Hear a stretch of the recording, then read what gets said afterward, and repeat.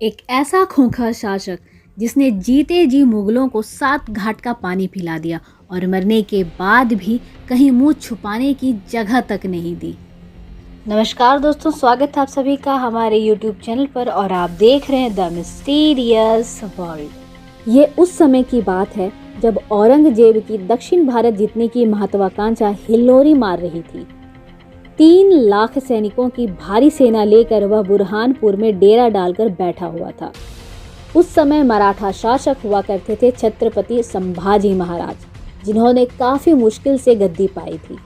अपने ही लोगों ने गद्दारी कर उन्हें मारना चाहा था और उनके छोटे भाई राजा राम को छत्रपति बना दिया गया था। राजा राम तब 10 साल के ही थे। हालांकि परिवार और राज्य में दुश्मनों से घिरे होने के बावजूद संभाजी महाराज ने गद्दी संभाली। औरंगजेब इतना क्रूर था कि उसके आतंक से तंग आकर उसका सबसे छोटा बेटा मोहम्मद अकबर ही भागा भागा फिर रहा था। इसी क्रम में उसने छत्रपति संभाजी महाराज के दरबार में शरण ले ली। बौखलाए औरंगजेब ने जब दक्कन का अभियान शुरू किया तो उसे बीजापुर और गोलकोंडा को जीतने में 3 वर्ष लग गए। उसके बाद उसकी नजर मराठा साम्राज्य की तरफ पड़ी, जिसकी नींव छत्रपति शिवाजी महाराज ने रखी थी। भले ही बाद में मराठा साम्राज्य इतना फैला कि दिल्ली तक उसके आगे नतमस्तक हो गए, लेकिन संभाजी का समय काफी संघर्ष भरा था।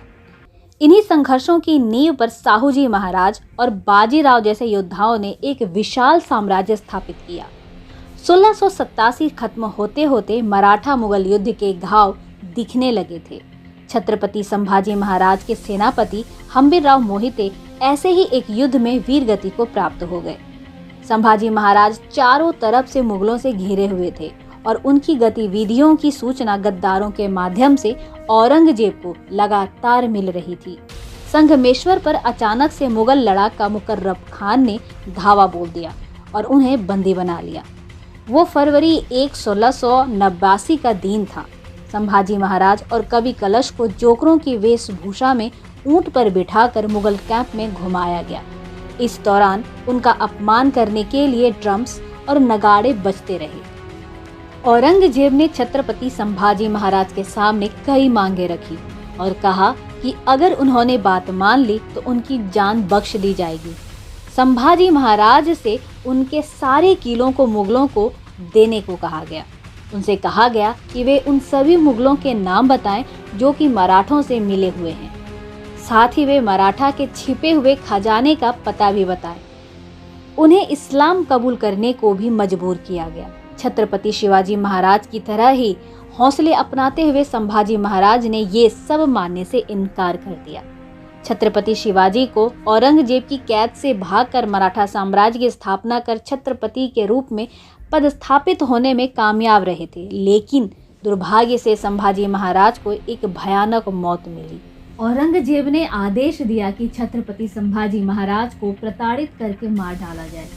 सबसे पहले तो संभाजी महाराज और कवि कलश की जिह्वाएं काट ली गई। उनकी जीभ काटकर उन्हें रात भर तड़पने के लिए छोड़ दिया गया। अगले दिन उनकी आंखें फोड़ डाली गई और उन्हें अंधा कर दिया गया। इस दौरान लगातार उनसे कहा जाता रहा कि अगर उन्होंने इस्लाम अपना लिया तो उनकी जान बख्श दी जाएगी, लेकिन इस अथाह प्रताड़ना के बावजूद संभाजी महाराज ने मुगलों के सामने झुकने से इनकार कर दिया। इसके बाद उनके सभी अंगों को एक एक करके काटा जाने लगा। छत्रपति संभाजी महाराज से बार बार कहा गया कि वे पैगंबर मोहम्मद के द्वारा दिखाए गए रास्तों को अपनाएं और इस्लाम कबूल कर लें, लेकिन वो नहीं झुके। उन्हें लगातार 3 सप्ताह तक यूं ही तड़पाया गया। सोचिए, किसी की जीभ काट दी गई, आंखें फोड़ डाली गई, फिर भी उसे जिंदा रख कर रोज प्रताड़ित किया जाए तो उसको कितना दर्द होगा, उसके लिए कितना पेनफुल होगा। उनके नाखून तक उखाड़ लिए गए। कहा जाता है कि अपने शुरुआती दिनों में संभाजी महाराज उतने लोकप्रिय राजा नहीं थे, लेकिन हिंदुत्व और राज्य के लिए उन्होंने जो सहा उससे उन्हें न चाहने वाले भी उन्हें पूजने लगे।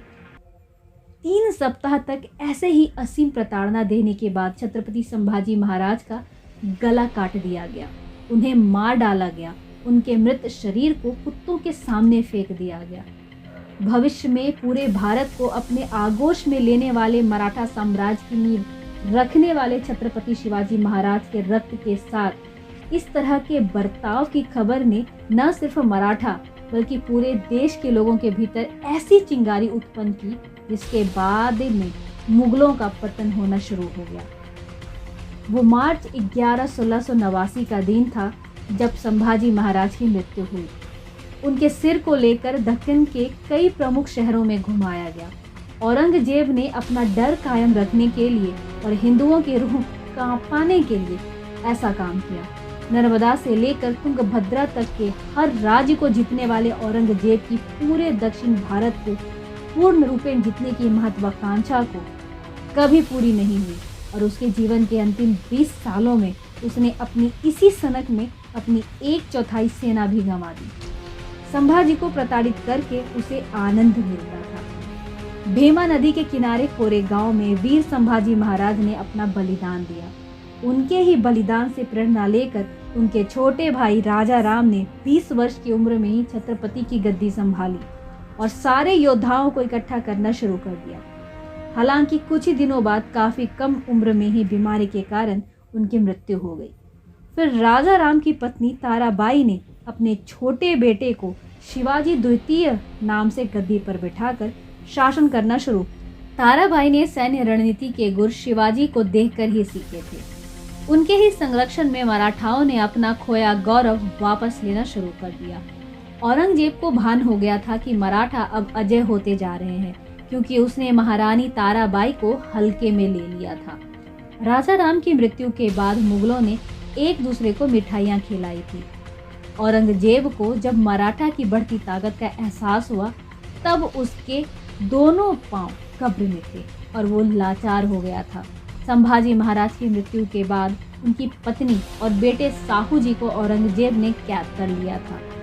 जब औरंगजेब की मृत्यु हुई तो करीब 2 दशक बाद साहू जी महाराज रिहा हुए।